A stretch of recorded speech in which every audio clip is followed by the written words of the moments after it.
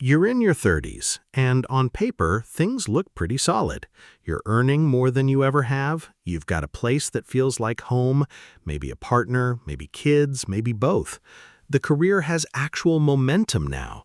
There's a gym membership you use sometimes, a retirement account you set up at some point and mostly forget about. And if someone asked you how your finances are doing, you'd probably say something like, "Pretty good, I think. Not great, not terrible, pretty good." And that answer, that quiet, comfortable, pretty good, is exactly what makes the 30s the most financially dangerous decade of most people's lives. My name is Threk, and I spend way too much time thinking about money, human psychology, and why a decade that feels like financial progress is so often the decade where the most consequential and quietly damaging financial decisions get made, not out of stupidity, not out of recklessness, but out of comfort, out of busyness, out of the very reasonable assumption that things are going fine. And by the end of this, I want you to be able to look at your 30s not as a period of financial autopilot, but as the decade that either sets the foundation for real long-term wealth or quietly dismantles the chance to build it. The first danger is what I'd call the competence trap. In your 20s, you knew you didn't have it figured out. That awareness, as uncomfortable as it was, made you at least somewhat open to learning, changing, and questioning your habits. In your 30s, you've got enough experience to feel competent, and competence is dangerous when it becomes complacency. You know how to pay bills. You know how to manage a budget, sort of. You've probably read a few articles about investing. You contribute something to your retirement account, so you stop asking the harder questions. Questions like, is what I'm contributing to retirement actually enough or just enough to feel like I'm doing something? Is the lifestyle I've built actually sustainable, or am I spending future wealth to fund present comfort? Am I making financial decisions based on real strategy or just on what feels normal because everyone around me is doing the same thing? The people who build genuine wealth in their 30s tend to be the ones who stayed curious even after they got competent. They kept asking uncomfortable questions even when everything looked fine on the surface. The second danger is the cost cascade, and this one is almost invisible until you look at the full picture. Your 30s come loaded with legitimate, understandable expenses that arrive in clusters. You buy a house or upgrade to a bigger one. You have children who are, financially speaking, extraordinarily expensive in ways nobody fully prepares you for. Your car needs upgrading because a two-seater no longer makes practical sense. You start caring more about your home environment, so furniture happens. Travel becomes more intentional and therefore more expensive.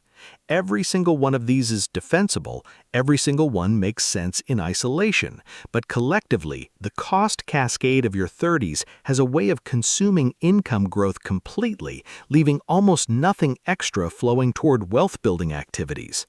And here's the insidious part. Because income is usually rising in your 30s, it all feels manageable. The cash flow works month to month. Nothing is breaking. But the gap between what you earn and what you keep, what actually moves toward investments, savings beyond emergencies, or long-term wealth, can quietly shrink to almost nothing even as the income number gets bigger. You can be earning significantly more at 35 than you were at 25 and somehow saving a smaller percentage. The cost cascade does that. The antidote isn't to skip the house or not have kids or live like an ascetic. It's to be brutally honest about the gap, protect it deliberately, and make sure that every income increase doesn't instantly get absorbed by a new layer of lifestyle. The third danger is retirement contribution math that most people don't fully confront until it's almost too late. Here's a number that should feel uncomfortable. Financial planners generally suggest saving somewhere between 10 and 15% of your income for retirement annually, some say more, to retire comfortably at a conventional age. Most people in their 30s are contributing somewhere between 3 and 6%, often just enough to get an employer match and feel like they've checked the box. And because retirement is still 3 decades away, it doesn't feel urgent. It feels like a problem for future you, who will presumably earn more, spend less, and finally get around to doing the math properly. But future you is paying a compounding price for present you's delay. Every year in your 30s where you contribute 5% instead of 12% is a year where the difference between those two numbers isn't just growing, it's compounding. The gap between the retirement you'll have and the retirement you want doesn't stay constant, it accelerates. And the cruelest part of this is that the effort required to close that gap gets dramatically harder the later you start closing it. A relatively modest increase in your 30s does an enormous amount of work. A large, forced correction in your 50s does comparatively less. If there's one single financial action that pays more per unit of effort in your 30s than almost anything else, it's increasing your retirement contribution rate by even 2 or 3% more than you're currently contributing. Not someday, now. The fourth danger is debt normalization. Your 30s are when debt feels like furniture, just part of the background. The mortgage is normal, the car payment is expected, the student loan might still be there, maybe there's a home equity line from the renovation, maybe a small credit card balance that never quite clears. None of it feels alarming because all of it seems manageable and because almost everyone around you is in the same position. But normalized debt is still expensive debt. The interest on a 30-year mortgage alone represents an enormous cost over the life of the loan. Carrying a credit card balance month to month, even a small one, at 18 or 20% interest is genuinely one of the most expensive financial habits a person can have. And the psychological weight of debt in your 30s is real. It creates a low-level financial rigidity where every unexpected expense, every opportunity to invest more aggressively, every chance to build breathing room is slightly harder because the debt is always there using cash flow in the background. Getting intentional about debt in your 30s, not obsessive, not extreme, just intentional, pays dividends that extend far into your 40s and beyond. Paying an extra $100 toward your mortgage principal each month, eliminating the credit card balance once and for all, creating a real payoff plan for anything high interest, these are unsexy moves that quietly change the financial trajectory of the next 20 years. The fifth, and maybe the most underrated one, is identity drift. Not the dramatic kind, where someone makes a catastrophic financial mistake.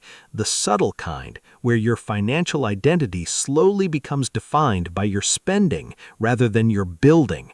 In your 30s, social identity and spending are deeply connected. The neighborhood you live in, the car in the driveway, the restaurants you talk about, the vacations you post, the life you visibly have. And none of that is shameful. Human beings are social creatures, and belonging costs money, and that's just real. But when the spending required to maintain a social identity starts consistently crowding out the investing required to build a financial foundation, you've entered a quiet trap that feels like living well and functions like slow financial erosion. The people who come out of their 30s in genuinely strong financial positions are almost always the ones who made some version of a choice, consciously or intuitively, to define their identity by something other than visible spending. They're the ones who got slightly more interested in net worth than in appearance of wealth. Not dramatically, not judgmentally, just enough to protect the gap. So, what does all of this mean if you're in your 30s right now?